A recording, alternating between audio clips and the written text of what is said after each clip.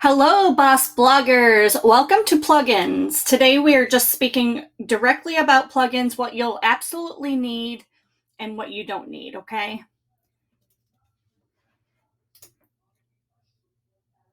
Installing your new plugins. Many of your themes are going to come with some plugins and they're also going to recommend plugins. So at the top you might see, let's just say for example, you've installed a Blossom theme. They'll always recommend what you need to activate and install for your website to flow properly. These are just recommendations. You don't have to install all of them. We'll talk about that much more in the group. So if you're not involved with the Boss Blogger Bootcamp group on Facebook, get in there so that we can touch base, or you can always leave comments here in the course, okay?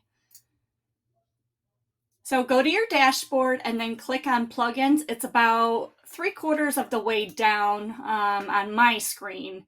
It is under appearance. So you want to click on plugins. I always like to just click on plugins before I click on add new.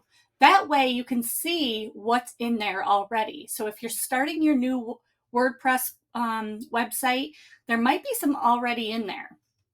And you can always go in and you can change what you don't need. You can activate what you don't or what you do need, and then deactivate what you don't need.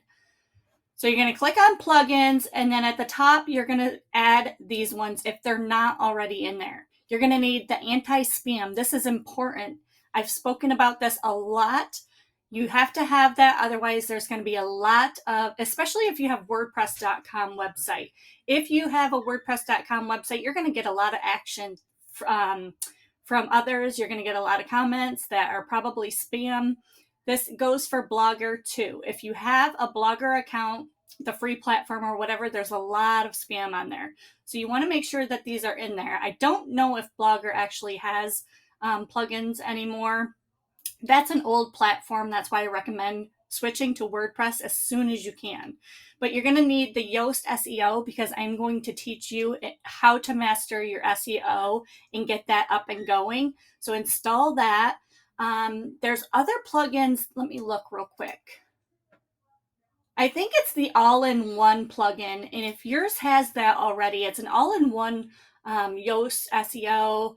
It has some other things. I didn't actually like that because I like my website to flow really quickly. When somebody's first looking on your website, you want it to be fast, and I found that plugin was a little bit lagging. So I didn't like that. I actually went just with the Yoast SEO. It's totally up to you. You can do whatever you want. It's your website.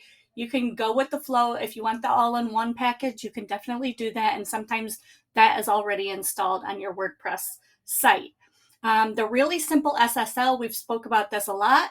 You need that because you're going to have a secure website. If you have just an HTTP website, you need to get an HTTP website. The S is for security.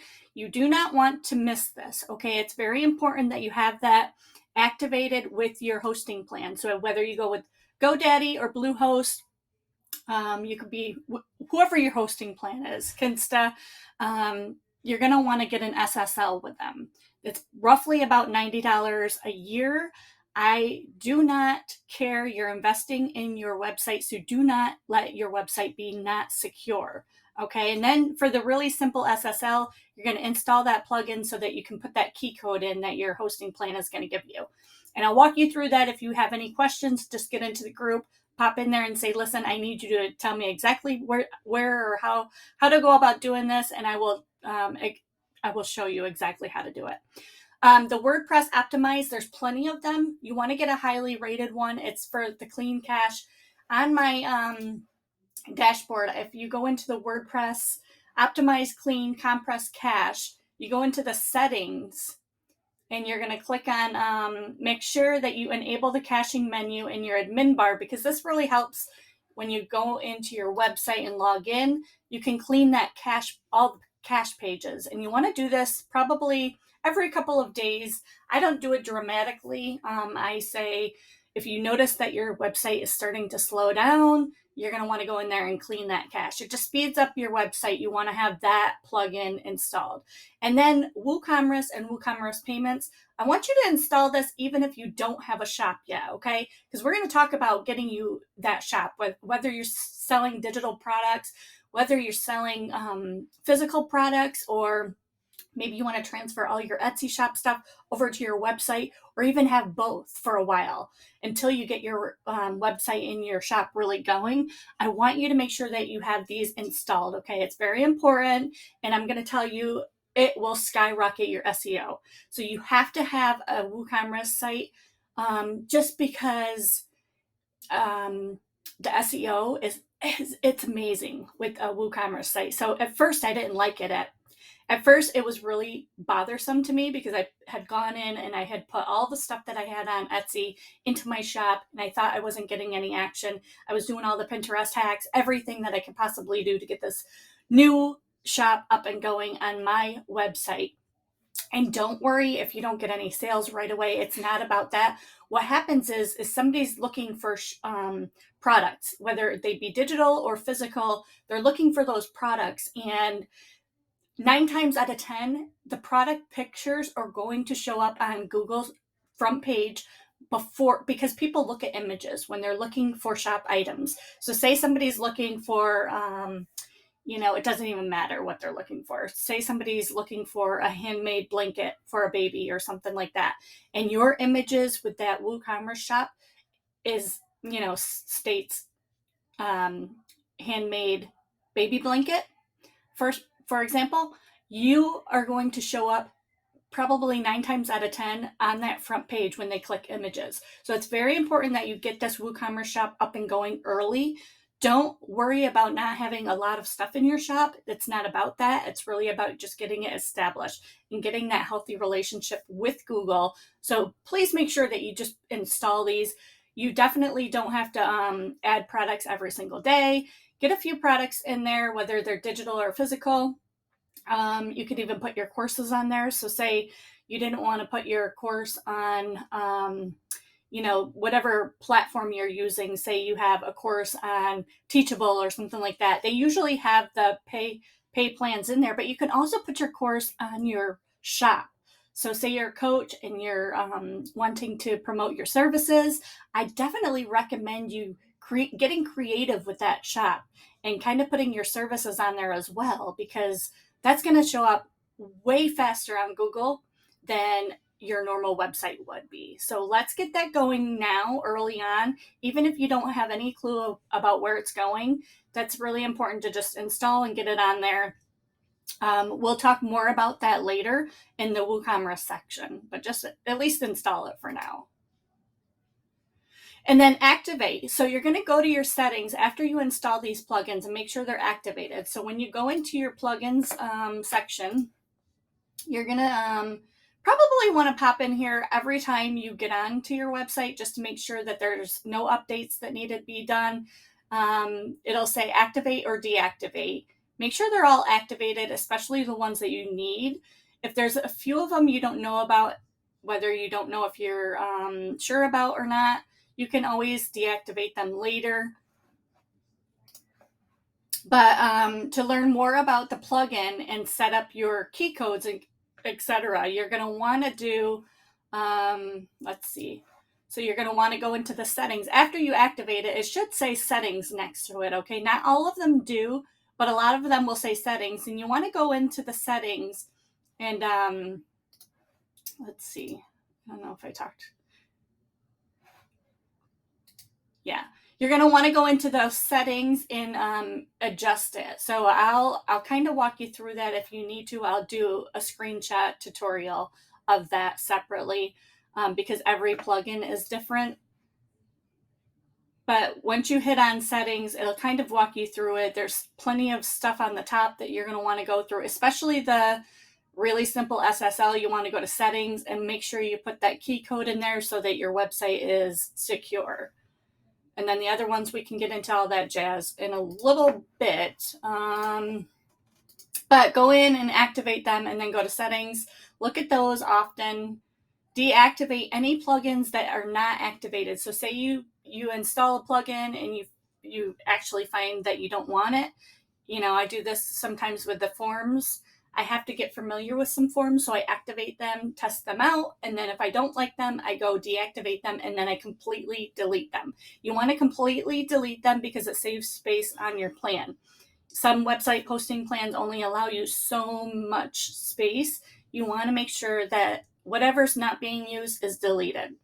It allows your site to run faster and smoother, so that's really important. Don't I see a lot of people doing tutorials on YouTube and stuff, and they're going in and showing you the screenshot of their website, their WordPress website, and there's so many red lines and things that need to be updated, and it's like, clean up your space. Think about this. It is your business, it is your life, it is your brand. You want to keep it clean. So I promote this all of the time. Very minimal, very clean, update it often, okay? Don't neglect this. Then on the right-hand side there, I think there's a disable auto updates. You don't want to enable them because this prevents, if you enable them and they automatically start updating, your plugins might break the system and your website will go down. So you want to make sure that they are disabled. It allows you to be in control of your website and update them when you want to. So say you're logging into your website and you see a number by the plugin sign, it's gonna alert you that one of the plugins or several of them need to be updated, okay? This allows you to go in and do them one at a time so that nothing breaks with your WordPress website, okay? It avoids site downtime so that readers don't get annoyed. I've had this happen several times before in the past, probably 3 times in 1 year it happened to me, and I didn't realize that my plugins were on auto. And you have to click on disable. So disable those right away from the beginning. And then updating your plugins, you want to do it one at a time, just so that if you click on update on all of them, it might create some kind of havoc within the plugin system. So you don't want to do that. Just do one at a time. Be sure that you have good Wi-Fi connection so that nothing terrible happens and your WordPress site goes down. God forbid. I've had that happen quite a few times, and I wish I had somebody teaching me how to do this because it saves a lot of headache. Even though you can call your hosting plan and get it up and running again, it still takes about 24 to 48 hours to do, especially when something's gone really crazy. It just keeps your site fresh and clean. Update those. Don't let them go too long without being updated. If you see that it needs to be updated, update it. Don't enable them. Disable the automatic updates because that's really just going to help you in the long run. Trust me. Keep it very simple, minimal. As I said, it is very key. Don't install any unnecessary plugins. Okay, sometimes when they recommend plugins that need to be done, if you have Gravity Forms already in there, they might recommend you need contact forms. You don't have to go in there and add. Make sure that your plugins don't have multiple of. So there's plenty WordPress cache plugins that clean your system or clean the pages up and stuff like that and make it faster. There's numerous of those. So make sure you don't have 2 of the same types of plugins. So say you have Gravity Forms, make sure you don't have like constant contact forms or anything like that. Another form. I do like the Blossom Themes newsletter forms and stuff like that. So if you have that, you can have a Gravity Forms as well, but you don't want to have 2 of the same plugins, WordPress plugins. They have to be different. And then avoid editing in the plugin file editor. I never go in there. Do not attempt this, especially if you're not a WordPress website developer or anything like that. You don't need to go into that. So never click on that and never click on the file editor because it's really unnecessary. Keep it very simple and only click on what you need to click on. And then on the bottom of your dashboard on the left-hand side, all the way down, you're going to see those plugins where you've added them. Not a lot of them are there, but you'll see the Yoast SEO. You can go into the general settings, the search appearance, social, add your social. You can look at that. You can upgrade to premium, and then you can get into the WordPress Optimize. You're going to want to go to the settings in there. So you can actually go in and look at those plugins and the settings down below. So you'll see them. You'll see the plugins down on the left-hand side of your dashboard that you can access. You go into the settings if necessary, change anything. If you have any questions, get into the group and ask. You've got this. For any questions, clarifications, don't hesitate to ask in the group or leave comments here. Good luck and enjoy.